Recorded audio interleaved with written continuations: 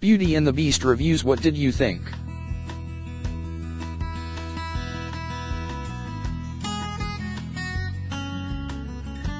Walt Disney Pictures' Beauty and the Beast is now playing in theaters, and we've created this spot for you to tell us and your fellow moviegoers what you thought about the Bill Condon directed adaptation, starring Emma Watson as Belle, Dan Stevens as the Beast, Luke Evans as Gaston, Kevin Kline as Maurice, Josh Gad as LeFou, Ewan McGregor as Lumiri, Gugu Mbatha as Plumette, Ian McKellen as Cogsworth, Stanley Tucci as Cadenza, Audra McDonald as Garderobe, and Emma Thompson as MRS.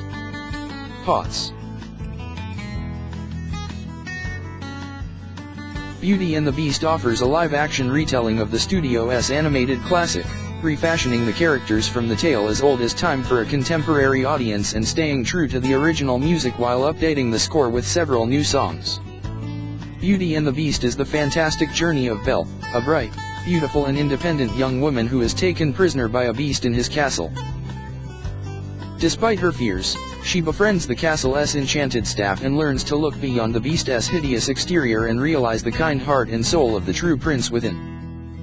Directed by Oscar winner Bill Condon, based on the 1991 animated film, Beauty and the Beast is produced by Mandeville Films' David Hoberman and Todd Lieberman, with 8-time Oscar-winning composer Alan Menken, who won 2 Academy Awards, Best Original Score and Best Song, for the 1991 animated film, providing the score, which will include new recordings of the original songs written by Menken and Howard Ashman, as well as several new songs written by Menken and 3-time Oscar winner Tim Rice.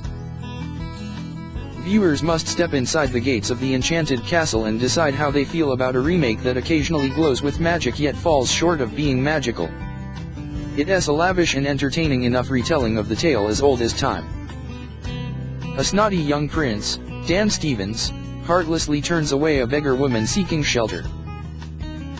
She is, in fact, an enchantress, and she transforms him into a shaggy beast. The rest of the court become household objects. A magic rose is left behind, and if the beast can learn to love and be loved in return before it dies, poof, the spell will be broken. In a nearby village, a clever young woman, Belle, Emma Watson, yearns for adventure in the great wide somewhere. Belle is pursued by the manly Gaston, Luke Evans. Carnegie Mellon University grad Josh Gad plays Gaston's fawning lackey, LeFou, to winning effect. Here LeFou is more a voice of reason, and, in a quiet homage to composer Howard Ashman, attracted to men. Mr. Ashman died of AIDS less than a year before the original film's release. His companion, William Loch, accepted the Oscar on his behalf in an era when same-sex unions were rarely mentioned on television. When Belle's father, Kevin Kline, accidentally stumbles into the Beast's lair one dark night, she rushes to take his place as a prisoner. Eventually she and the Beast become friends, but can she love him? There's no denying the power of Mr. Ashman and Alan Menken's clever, sweeping songs. 3 were nominated for Oscars in 1992, with Beauty and the Beast besting Be Our Guest and Belle. Just as worthy a tune as Gaston, a beer hall ode featuring Mr. Evans, who has a musical theater background and by far the best voice on display, that includes the classic line, "I use antlers in all of my decorating." Somehow, Be Our Guest manages to be so overstuffed and over-CGI'd, it out-Busby's Busby Berkeley, with plates, cutlery, and napkins zooming about in quick cuts. Rather than magical, the situation is more in need of air traffic control. Another CGI disappointment is the Beast's countenance. Mr. Stevens' bright eyes remain, but the face is muddy and not as expressive as those usually created through advanced motion capture design. Tech upgrades to Lumiere, Ewan McGregor, and Cogsworth, Ian McKellen, suffer similarly. Shiny little eyes set in shiny metallic faces are hard to read and strip away any signs of humanity. Screenwriters Stephen Chbosky, an upper St. Claire Native, who wrote and directed the wonderful The Perks of Being a Wallflower, and Evan Spiliotopoulos, The Huntsman, Winter S. War, as well as director Bill Condon, embroider Linda Wolverton's original Disney version with varying success. A key story reveals that when the young princess' mother died, his father groomed him to be a selfish, uncaring fop. In a telling moment, Mrs. Potts laments that the palace staff stood by and did nothing. This finally explains why they are so devoted to a narcissist whose arrogance got them cursed in the first place.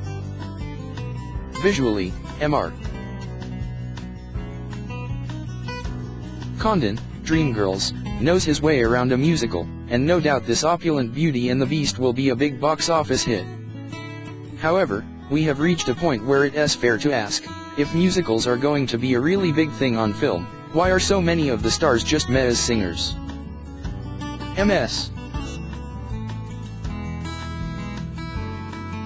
Watson is fine, if a bit stiff. The role doesn't require a great belter. Still, why not get a good actress with a great voice? Someone like Laura Osnes, Broadway's Rodgers and Hammerstein's Cinderella, or, more commercially, Anna Kendrick, Into the Woods. Mr. Stevens has been given a big number as well, but it's impossible to gauge his talent, given how much auto-tune and pitch adjustment has been applied to the ballad Evermore.